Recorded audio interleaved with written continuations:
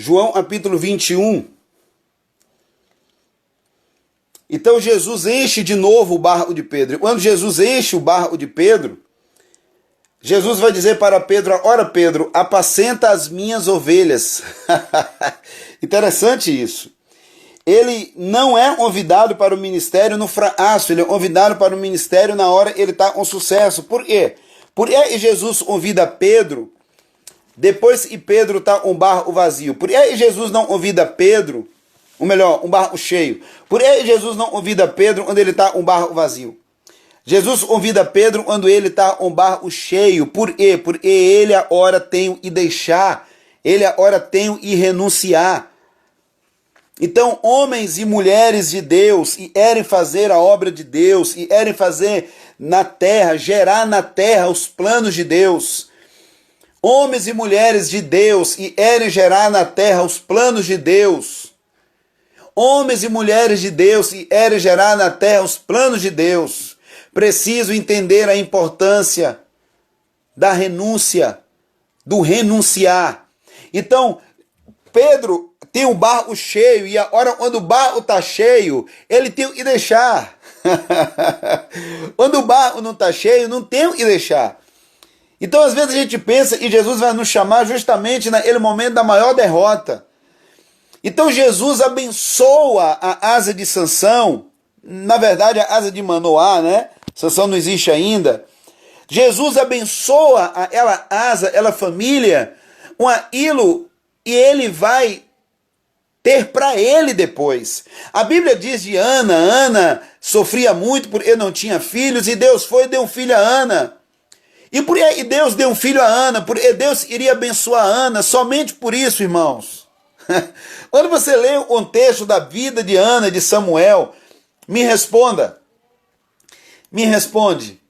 Deus deu um filho a Ana porque iria abençoar a Ana. Foi só isso? E aí você acha?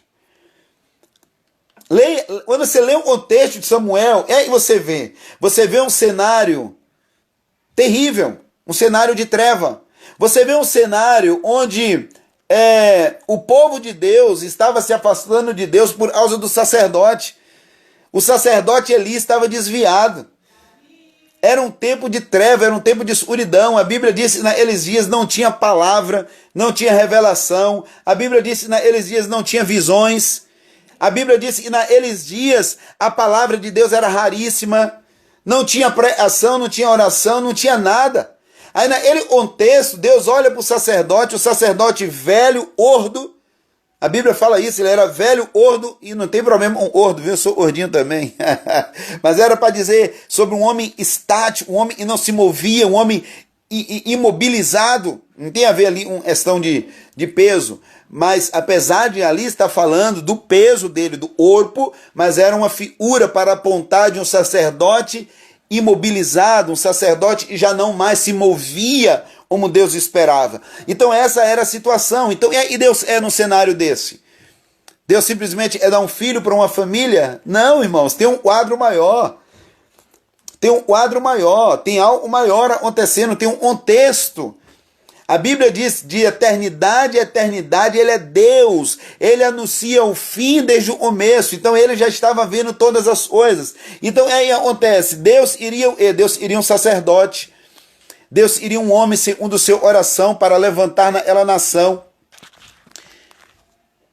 E se Deus iria um homem para levantar naquela nação, e aquela família iria um filho, aquela mulher principalmente iria um filho, e aí Deus colocou dentro do ventre de Ana um filho. Deus deu para ela um filho, abençoou ela com um filho. Mas aquele filho não era para ela, aquele filho era para o propósito eterno de Deus. Aquele filho era para Deus levantá-lo na nação como uma referência. A mesma coisa agora nesse episódio de Juízes capítulo 13, aquilo que ela vai gerar, e a mãe de Sansão, a mulher de Manoá vai gerar, não é para ela, é para toda a nação. Mas ela precisava entrar em um nível de renúncia. Olha esse outro texto aí de Gênesis 38:9 e fala de Onã. Onã fala de uma geração de crentes. e focam no prazer. Ah, é tão gostoso estar nesta igreja, mas não gera para Deus. Ah, é tão gostoso estar no culto, mas só gera para si, não gera para Deus. Ah, é tão gostoso estar na presença de Deus. Irmão, não tem a ver um gostoso, irmão. Não tem a ver um gosto, não tem a ver um prazer. Nós não somos homens de prazer, nós somos homens de propósito. Quando você tiver e viver o propósito de Deus baseado no prazer, isso é um problema. Por quê? Porque Deus pode mandar você fazer algo e você não gosta de fazer. E aí você fica sem fazer porque você não gostava de fazer. Aí você deixa de ser um homem, uma mulher de propósito e se torna um homem, uma mulher de prazer. Então é o Onã. Onã está no prazer ali. Ele deitava-se com Judá, né? Judá é seu pai, deitava-se com Tamar, e a Bíblia diz que ele tinha consciência de que se a ele filho nascesse, não seria dele. Então ele está dizendo, eu estou tendo prazer, mas naquilo eu vou gerar, não é meu, então eu não me interesso. Se aquilo eu vou gerar não é para mim, eu não me interesso. Se aquilo eu vou fazer, eu não vou ganhar nada em troca, então eu não me interesso. Se aquilo eu vou fazer e não vai me trazer um retorno, então eu não me interesso. Eu já vi evangelismo, irmão, sendo impedidos, porque a pergunta entre o grupo de pastores era assim, e as almas em converter vai ficar vai para a igreja. E aí começava a abrir para ver quem ia herdar as ovelhas de um evangelismo e nem ainda tinha acontecido. Então, nós somos muito focados no prazer. Então, eu vou me mobilizar, eu vou me mover para fazer algo se eu gosto de fazer. Se eu não gosto de fazer, eu não faço. E a gente ainda diz assim, porque Deus sabe, eu não gosto. Irmão, você acha mesmo, e um Deus santo, perfeito, tremendo, glorioso, ele é incapaz de pedir a você uma coisa para você fazer só porque você não gosta? Você acha mesmo que Deus vai basear a minha relação com ele naquilo eu gosto, naquilo eu não gosto? Você acha mesmo que Deus vai colocar um cardápio na minha frente e vai dizer assim, filho, olhe só o que você gosta e você não gosta, joga fora? Será que Deus, irmãos, será esse Deus tão santo, tão sublime e habita na glória inacessível, o Deus que deu o seu próprio filho para morrer na cruz por nós, o Deus santo, criador dos céus e da terra, vai olhar para mim e para você, vai nos dar o direito de escolher fazer as coisas para ele, a gente gosta de fazer. Cuidado, irmão, não viva uma geração de Onã baseado no prazer, não viva assim. Por quê? Porque quando a gente está baseado no prazer, sabe o que acontece? Nós podemos perder a oportunidade de ser obedientes a Deus, porque nós não fizemos algo só porque a gente não gostava. E Deus não leva em conta isso, e Deus leva em conta a nossa obediência. Então muitas vezes você vai precisar fazer algo e você não gosta, e quando você faz, você entra em um nível de obediência muito agradável ao coração de Deus. Por quê? Porque você renunciou. Você renunciou, você entrou em um nível de renúncia.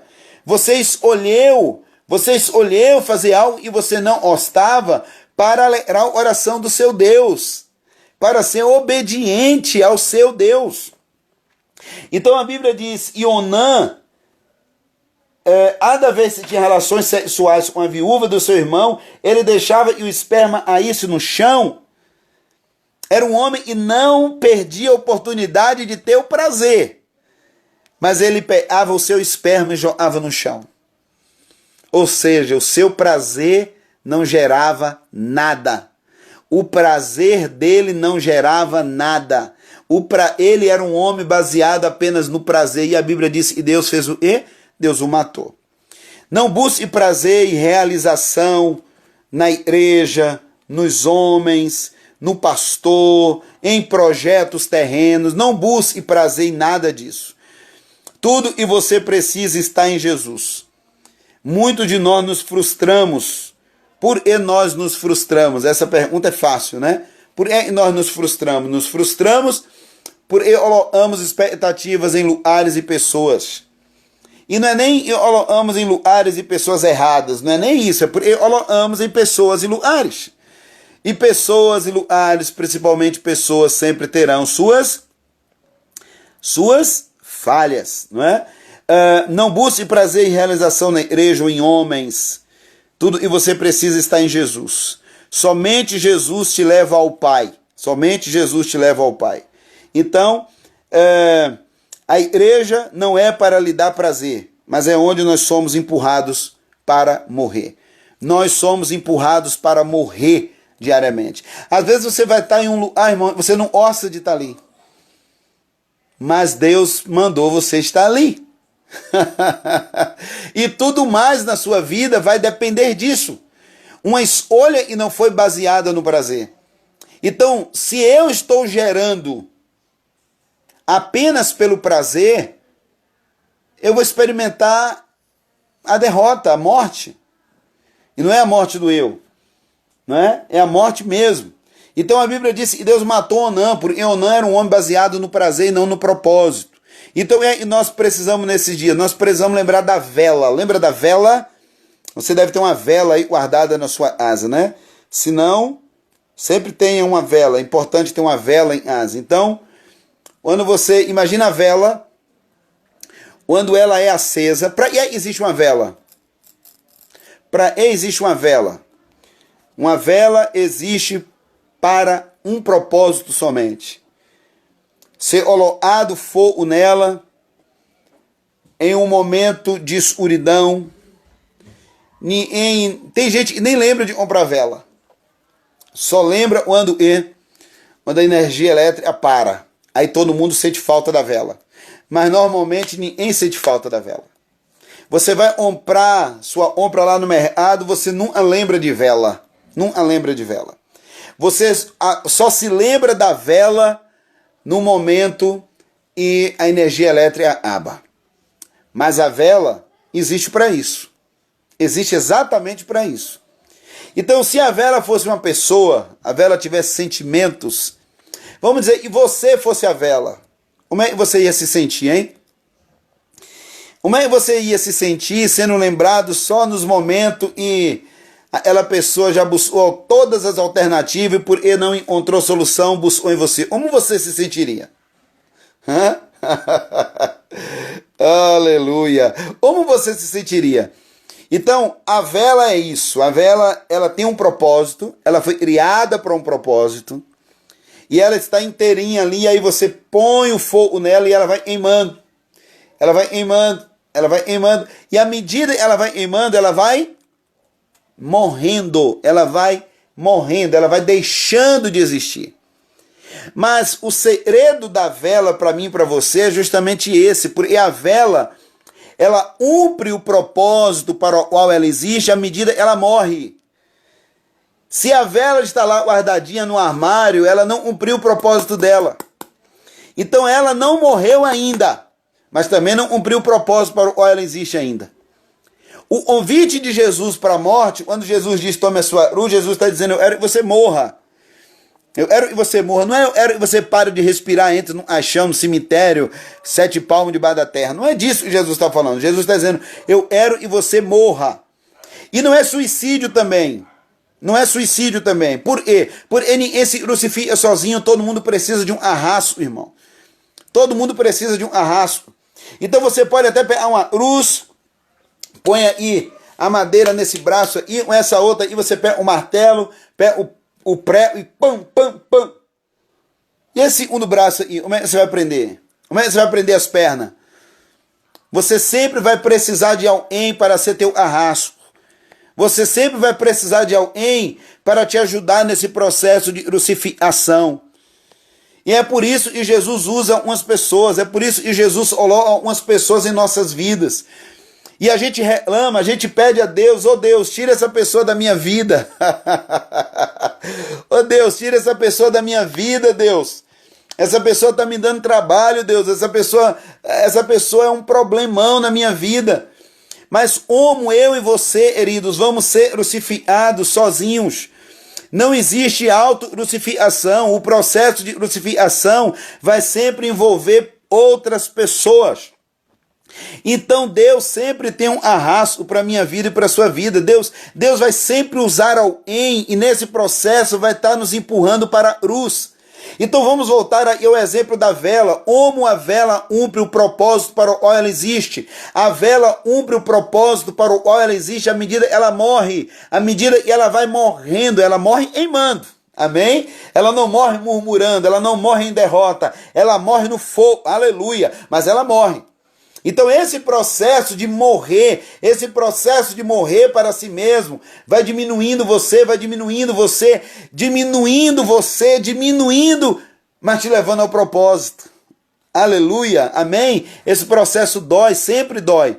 Os processos de Deus na nossa vida, irmão, os processos de Deus na nossa vida sempre dói, sempre envolve dor. Mas da mesma forma, e os processos de Deus trazem dor na nossa vida, nós precisamos entender, e não é a dor pela dor. A dor faz parte de algo maior. A dor que eu e você estamos sentindo nesses dias, irmãos, né, dessa pandemia maldita aí, é porque Deus é poderoso para nesses dias transformar essa dor, e parece ser uma dor e vai nos matar, em dor de parto. Em mãe, diz, né, eu sou pai, eu sei, minha esposa conta isso, é uma dor insuportável. As mulheres dizem que não há dor pior no mundo. Qual é outra dor não se compara à dor de gerar um filho? Mas a própria Bíblia diz, se eu não me engano, é lá em João 16, me parece, né? Se eu não me engano, é João 16, e a Bíblia diz que a mulher, ela sente dor, mas até ser gerado o filho. E quando o filho é gerado, ela nem se lembra mais da dor que ela passou antes. Aleluia! Por quê? Porque a bênção está ali, o seu filho chegou ali. Então as dores nos levam, fazem parte de um processo e nos levam a um propósito de Deus. A vela, quando ela vai queimando, vai derretendo, ela vai se esvaindo, vai morrendo aos poucos, mas é justamente para esse propósito que a vela existe. A vela existe para, morrendo, cumprir o propósito que ela tem. Então eu e você somos essas velas de Deus nesses dias. Muitas vezes estamos meio esquecidos em um armário, mas Deus põe fogo na gente e nos introduz em um processo de morrer para si mesmo. E nesse processo de morrer para si mesmo, entenda uma coisa, querido, Deus está matando a gente, não é para matar por ele não gosta da gente. Não, justamente o contrário. É por ele e nós vivamos o propósito que ele tem para a nossa vida. Então, as dores que nós estamos sentindo é dores de parto. E coisas gloriosas estão nascendo na minha vida e na sua vida. Eu sinto, vejo, observo claramente dentro de mim. E coisas novas estão nascendo dentro de mim. Eu percebo isso já dentro de mim. Eu creio que você também está percebendo isso dentro de você também. João 16, 21. A mulher está dando à luz, sofre dores. A mulher está dando à luz, ela sofre dores. Entende? Mas é um processo, queridos. É um processo. E nesse processo de dores, o que está acontecendo ali? É uma dor que vai matá-la? Não, é uma dor que vai levá-la a gerar um filho. A mulher está dando à luz, sofre dores e tem medo, porque chegou a sua hora. Mas quando o bebê nasce, ela já nem mais se lembra da dor, nem se lembra mais da angústia, por causa da alegria de ter vindo ao mundo o seu filho. Glória a Deus. Imediatamente toda a dor, não é? De umas aí são horas e horas de dor. Imediatamente ela dor é esquecida. É um processo mental aí. Ela esquece da dor e agora desfruta da alegria por o seu filho acabara de nascer. Então toda ela dor tinha um alvo, toda ela dor tinha um propósito, que era gerar o filho. Então entenda uma coisa, querido. Os propósitos de Deus na minha vida e na sua vida, eles são para gerar algo para Deus. Então eu e você não podemos ser pessoas de prazer. Eu só faço se gosto. Eu não gosto disso, Irmão, essa coisa de eu gosto, eu não gosto, isso atrapalha muito o desenvolver da nossa vida espiritual. Atrapalha muito o desenvolver da nossa vida espiritual. Por quê? Porque nós começamos a imaginar e Deus só vai mandar a gente fazer.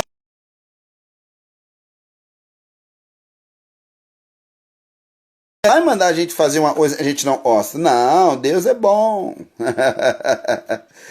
Deus pode mandar aí, geralmente manda fazer coisas assim. Eu me lembro, querido, anos atrás, uma pessoa tinha me feito muito mal. Uma pessoa tinha me feito muito mal e eu estava saindo para fazer uma caminhada, onde eu estava botando o tênis para fazer uma caminhada. Deus falou comigo. Deus disse, olha, você vai encontrar no caminho aquela pessoa. Você vai encontrar no caminho uma pessoa e você vai perdoá-la. E claro, a primeira reação sua é perdoar como? Se eu estava certo, né? A primeira coisa que vem logo é perdoar se é ela e tem que me pedir perdão, como assim? Mas eu não entrei nesses questionamentos. Eu entendi, eu tinha que obedecer, só isso. E fui para ela caminhada, caminhei até quando eu cheguei em determinado lugar, tive que voltar.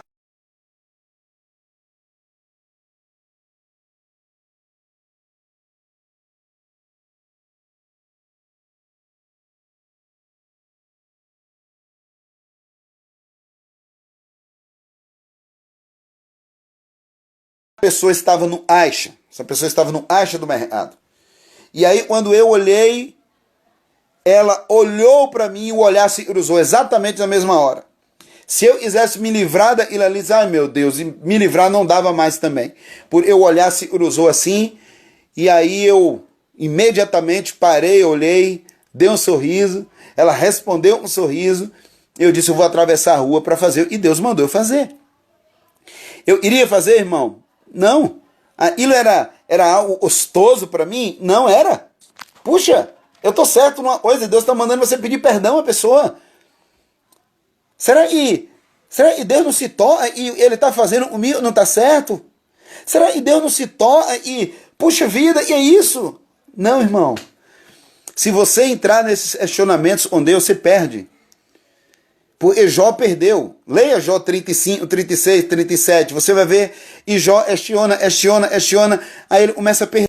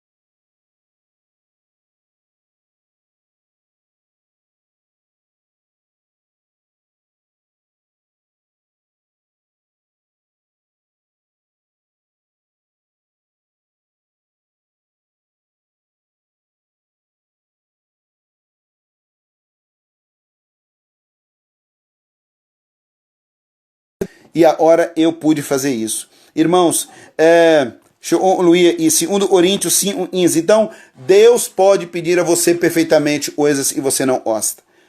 Né? Estou me lembrando aí, José, filho de Jacó, é um grande exemplo desse processo. Exatamente, Deus deu para José uma promessa, mas não disse para ele o processo, não avisou do processo. Deus geralmente se esconde no processo, geralmente Deus se silencia no processo. Vamos concluir o 2 Coríntios, capítulo 5, versículo de número 15, e diz assim, e ele morreu por todos,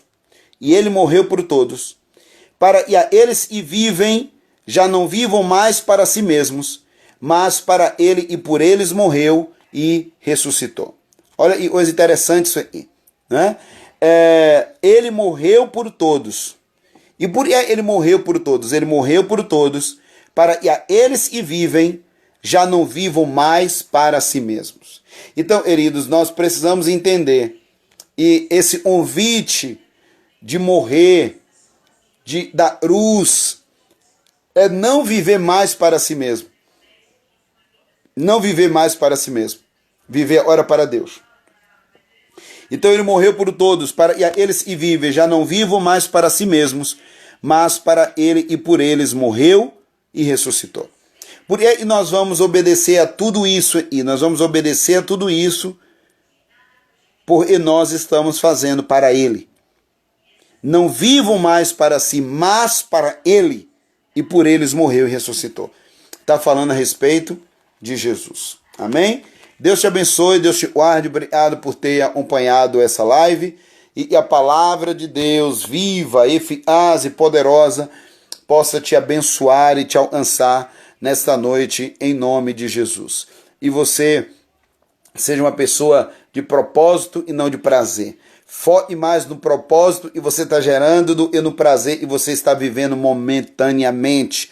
O propósito é eterno, o prazer é passageiro. Foca mais no propósito, mesmo que dores estejam te envolvendo ali, mas se essas dores estão gerando o propósito de Deus, então permaneça firme, a graça de Deus é a teu favor para te fortalecer, te ajudar. Os dias difíceis, nós não vivemos sozinhos não, o Senhor está conosco, o Senhor está presente, e o Senhor está conosco, e o Senhor está presente.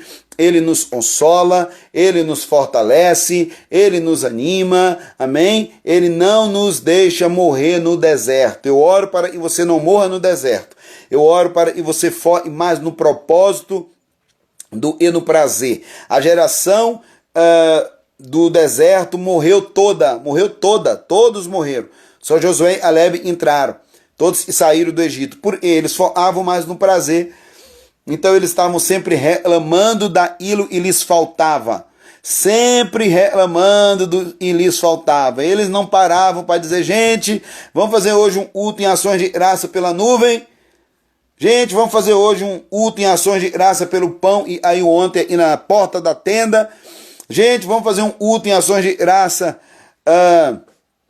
pela água que sai da rocha. Não, eles estavam sempre reclamando, eles estavam sempre insatisfeitos, eles estavam sempre querendo ser supridos, estavam só querendo fazer o que lhes agradavam, só iriam viver da forma que lhes agradava e Deus aprovasse isso. Então eles focaram tanto no prazer e perderam o propósito. Então era fácil, era só eles entenderem assim, ó. Nós éramos escravos, Deus nos tirou de lá e tem uma promessa sobre nós. Vamos ficar firme na promessa. Vamos ficar firme na promessa. O deserto é o processo para chegar na promessa. Então a gente foca tanto no momento, no prazer do momento, e aquilo acaba nos tirando do propósito. Teve um dia, eles estavam com fome, e eles começaram a reclamar tanto com Deus e com Moisés, e Deus diz, comida e vocês querem, então comida vocês terão. E a Bíblia diz lá em Números, capítulo 11, leia essa história lá em Números 11, é triste, muito triste. A Bíblia diz que Deus enviou tanta comida, era cerca de 1 metro de altura, assim, do chão, de comida em todas as partes, toda a área eles estavam ampados, ficaram cheios de comida, muita codornizes. E a Bíblia diz que eles comeram tanto e eles morreram. Olha só, e coisa triste, irmãos. Eles morreram de tanto comer. E a Bíblia diz que à medida que eles comiam e se satisfaziam, eles iam morrendo. Eles iam morrendo. Porque eram pessoas que estavam focadas só numa hora, no prazer do momento. E muitos de nós, muitas vezes, estamos vivendo assim, estamos vivendo somente baseado e Deus satisfaça um desejo meu momentaneamente. E isso aí pode gerar um problema muito grande para nós. Nós estamos indo para a terra prometida. E nós não podemos aceitar, irmãos, e de repente a resposta de Deus se torne uma maldição para nós. A bênção de Deus se transformar numa maldição para nós. Então a Bíblia diz que eles comeram tanto, irmão, e se enfastiaram e morreram de tanto comer. E coisa triste. Foram abençoados em demasia, a ponto que morreram. Então eu e você, irmãos, e nós mais precisamos de verdade, não é mais uma bênção. Não é mais uma bênção. O que nós precisamos de verdade é entender o que fazer com aquilo que já temos. Entendeu? como desenvolver o propósito de Deus, mesmo se estivermos sem nada. Mesmo se estivéssemos sem nada. Isso, focaram no prazer, consequentemente esqueceram do propósito. Então, se você vive por prazer, você vai perder o propósito. É natural, é uma questão, e não tem como você viver nos dois ambientes ao mesmo tempo. Amém? Deus te abençoe, te guarde. Obrigado aí por você ter nos acompanhado. Um grande abraço e até o próximo encontro. Deus abençoe vocês, amo vocês.